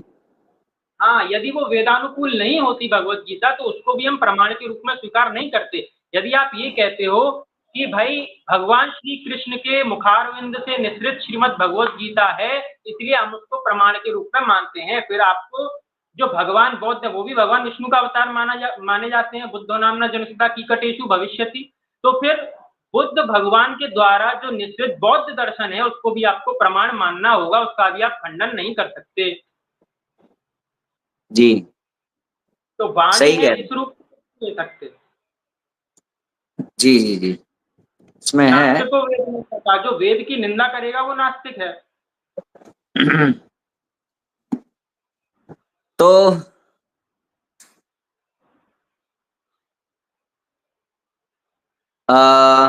एक चीज और लेंगे हम, से हो गया है लगभग लगभग। मेरे तो कई सारे रामानुजाचार्य परंपरा और जो शंकराचार्य परंपरा या अन्य जितनी भी जो प्रामाणिक परंपराएं हैं उनके बीच जो सामंजस्यता है और एकत्व है, और जिस एकत्व को प्रदर्शित करते हुए हम सनातन समाज को संगठित कर सकते हैं। मुख्य उद्देश्य ये नहीं है कि हमारा सिद्धांत ऊपर है, हमारा सिद्धांत ऊपर है। जिस सिद्धांत से हम लोग एक हो जाएं वो सिद्धांत ऊपर है, जिससे कि हिंदू एक हो जाए, संगठित हो जाए। वो सिद्धांत सीधे है कि ईश्वर सर्वशक्तिमान है या नहीं, और जिस सिद्धांत से ईश्वर अबाध्य सिद्ध हो रहा है वो सिद्धांत हमारा है। फिर वो रामानुजाचार्य जी का हो, शंकराचार्य जी का हो या मध्वाचार्य जी का हो। मगर इसमें क्या है कि अलग अलग तरीके से इसकी ईंट उसका रोड़ा, भानुमति का कुंभा जोड़ा। भागवत पढ़ी श्रीधर स्वामी से और हम हैं मध्वाचार्य जी के फॉलोअर। मध्वाचार्य जी की परंपरा शुरू हो रही है हंस भगवान से, और इनकी परंपरा, इनकी भगवत गीता में परंपरा शुरू हो रही है श्री कृष्ण से, मगर हम हैं मध्वाचार्य जी के फॉलोअर।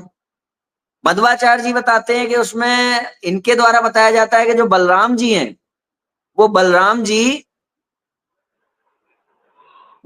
के बारे में बताया जाता है इनके द्वारा कि बलराम, श्री कृष्ण के बाद जो सबसे पहला एक्सपेंशन है श्री कृष्ण का, बलराम जी हैं। उसके बाद जो शिव हैं वो तो और तीसरे चौथे नंबर पर कहीं आते हैं।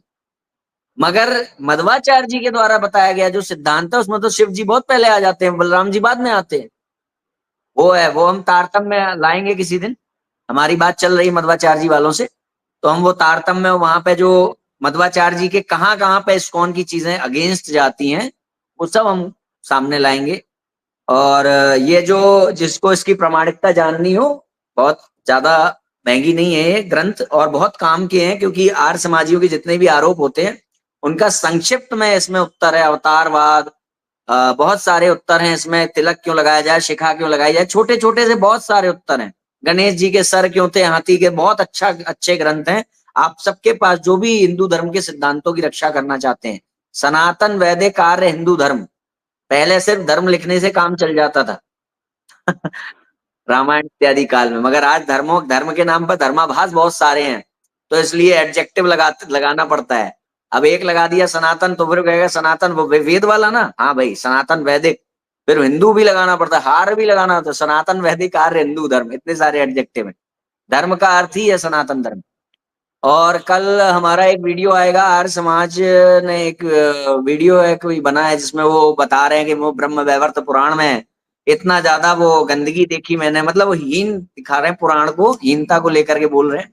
तो उसमें हमारा एक कल वीडियो हम लाने वाले हैं, बना दिया है, वो कुछ व्यस्तता के चलते ऐसा हो रहा है, तो हम लोग आने वाले हैं। आप लोगों का बहुत बहुत धन्यवाद। मैं फिर से एक बार सबसे कहूंगा कि लव भारत जी का जो चैनल है वो आप लोग सब्सक्राइब करें, फॉलो करें और इनके पेज इनको सपोर्ट करें, क्योंकि जो शुद्ध धर्म को बचाने का प्रयास कर रहे हैं हमें उनका सपोर्ट करना चाहिए। फिर वो युगल किशोर जी हो रामानुज परंपरा से, या भव्य जी हो वैष्णव परंपरा से, या कोई भी ऐसा व्यक्ति जो निर्विवाद रूप से उस सिद्धांत का प्रचार प्रसार कर रहा है जिससे कि हमारे धर्म की रक्षा की जा सकती है। देखिए, व्यक्तिगत रूप से हम किसके प्रति आस्थान्वित है, डजंट मैटर, किसी के प्रति आस्थान्वित हो सकते हैं, मगर हमें सिद्धांत कौन सा बचा पाएगा जो सार्वभौम हो, जिसको दुनिया में काटा ना जा सके। और शंकराचार्य का विरोध करते हुए आप ईश्वर को सर्वशक्तिमान सिद्ध नहीं कर पाएंगे। शंकराचार्य जी द्वारा निर्धारित सीमा में रहते हुए आप अंदर रहते हुए भक्ति कर सकते हैं, द्वैत का पालन कर सकते हैं, सभी का पालन कर, मगर आप ये कहते हुए आगे बढ़ेंगे कि हम उसका खंडन कर रहे हैं, उसको मानते ही नहीं है, ये कहते हुए जब आप आगे बढ़ेंगे तो ईश्वर आपका बाधित हो जाएगा। जैसे ही आपने किया तो आप जो सकारात्मक दृष्टि से देखने का प्रयास करने वाले लोग हैं, मैं उनको कहना चाहूंगा आप इस बात पे ध्यान दें कि जो माया, अद्वैत इत्यादि की आवश्यकता इसीलिए है जिससे कि ईश्वर की सर्वशक्तिमत्ता सिद्ध हो सके। ईश्वर सर्वशक्तिमान सिद्ध ही नहीं हो पाएगा अद्वैत को बिना माने। ग्रंथ का नाम पूछ रहे हैं आकाश जोशी जी, तो उनके लिए बता दूं, ग्रंथ का नाम है क्यों। इसके 2 भाग हैं, पूर्वार्ध और उत्तरार्ध, और एक ग्रंथ है पुराण दिग्दर्शन। इसमें आपको सनातन धर्म से रिलेटेड बहुत सारे सवालों के उत्तर मिल जाएंगे, प्रश्नों के उत्तर मिल जाएंगे। सभी हिंदुओं के पास ये ग्रंथ होना चाहिए, है ना। बहुत अच्छा ग्रंथ है, और इसकी शुरू में ही इसकी प्रामाणिकता भी आपको यथा सामर्थ्य मिल जाएगी। और प्रामाणिकता जाननी है तो हमसे संपर्क कर लीजिएगा, हम पूरा इनके गुरु कौन थे, उनके गुरु कौन थे, कैसे वो रामानुज तक पहुंचते हैं, वो सारी वंशावली दे देंगे। मायने रखता है कि आपको हमारी बात पर विश्वास है कि नहीं। अगर विश्वास नहीं है तो नहीं है। आप कह रहे हो कि आप प्रभुपाद जी के शिष्य हो, अभी हम कह दें सबूत दो, अब सबूत तो कोई सनातन ग्रंथ से तो दे नहीं पाओगे कि हम प्रभुपाद जी के शिष्य हैं, तो हम क्यों माने। तो भाई रामानुज परंपरा से कौन है कौन नहीं है, रामानुज परंपरा के जो अधिकृत आचार्य गण हैं वो बताएंगे, वो बता रहे हैं रामानुज परंपरा के हैं, इतना काफी है। ठीक है, हाँ, तो आपका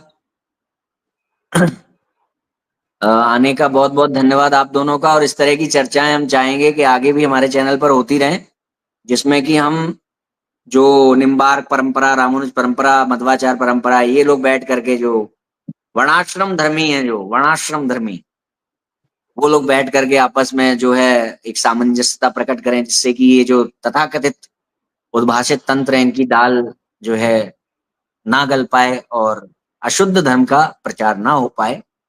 शुद्ध धर्म का प्रचार करें, हम सबके साथ हैं। ईश्वर को सर्वशक्तिमान कहिए, अल्लाह से मत जोड़िए। एक वो पुरी शंकराचार्य जी का वक्तव्य है, इन्होंने कमेंट करा मेरी वीडियो पे कि जो पुरी शंकराचार्य हैं वो भी तो कह रहे हैं कि भाई जो अल्लाह है, जो वो भी तो कह रहे हैं कि अल्लाह जो है हमारे भगवान का ही नाम है। तो इसका मैं दूं उत्तर, इसका उत्तर मैं दूं। पहली बात, पुरी शंकराचार्य जी ने अल्लाह नहीं कहा है, अल्लाह कहा है, और अल्लाह शब्द संस्कृत का है, आप देख लीजिए, गलत तो नहीं है। दूसरी बात यह है कि ठोक के उन्होंने, आप कितने भी वो दे दीजिए, अंततो गत्वा व्यक्ति की वाणी तो ये सिद्ध कर रही है ना कि वो क्या बोल रहे हैं। ठोक के कहा है कि कुरान की सीमा का ईश्वर, बाइबल की सीमा का ईश्वर जगत बना सकता है, जगत बन नहीं सकता, साक्षात अवतार ले नहीं सकता, बाधित है। ठोक के कह दिया। तो अब आप उनके नाम से छपे हुए अनाधिकृत अधिकृत कोई भी ग्रंथ ले आओ और उन्होंने वहां पे ये कहा था वो कहा था, भाई आपने किस परंपरा से उनका ज्ञान प्राप्त किया, आप आइए हमसे बताइए कहां पे उन्होंने अल्लाह के साथ सामंजस्यता बिठाई है। अल्लाह और अल्लाह में अंतर है। दूसरी बात यह है कि आपके ग्रंथों में स्पष्ट लिखा है कि अल्लाह, अल्लाह, अल्लाह नहीं, अल्लाह कुरान की सीमा का जो ईश्वर है, बाइबल की सीमा का जो ईश्वर है, वो और कृष्ण एक हैं। और फिर हमने ऐसे नहीं कहा कि दूरी दूर से बैठ करके वीडियो सुन करके बैठ गए हो, ऐसे नहीं, या दूरी दूर से ग्रंथ पढ़ लिया और उसके अनुसार हमने वो दे दिया। हम गए, मंदिर में गए, पूछा कि ये जो अल्लाह है, ये जो यहोवा है, ये कौन है।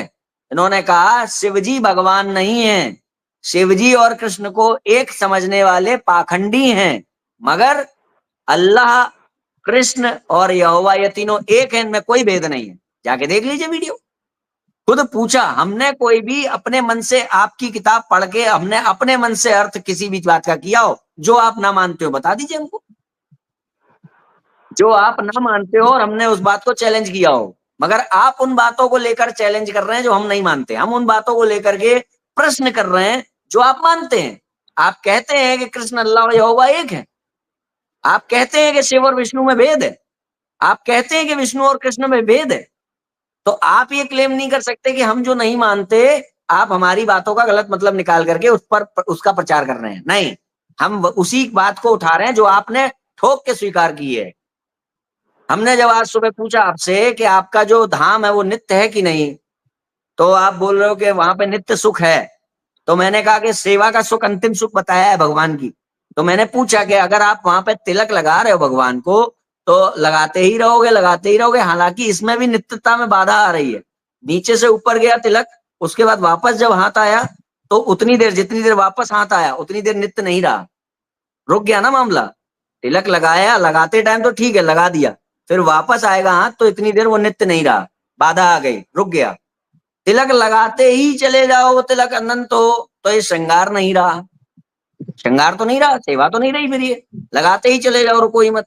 अच्छा, दूसरी बात ये है कि तो हम उन बातों पर प्रश्न करते हैं जो केवल हमने अपने आपके ग्रंथों से पढ़ करके और गलत अर्थ निकाल करके हमने कोई प्रश्न नहीं किया है।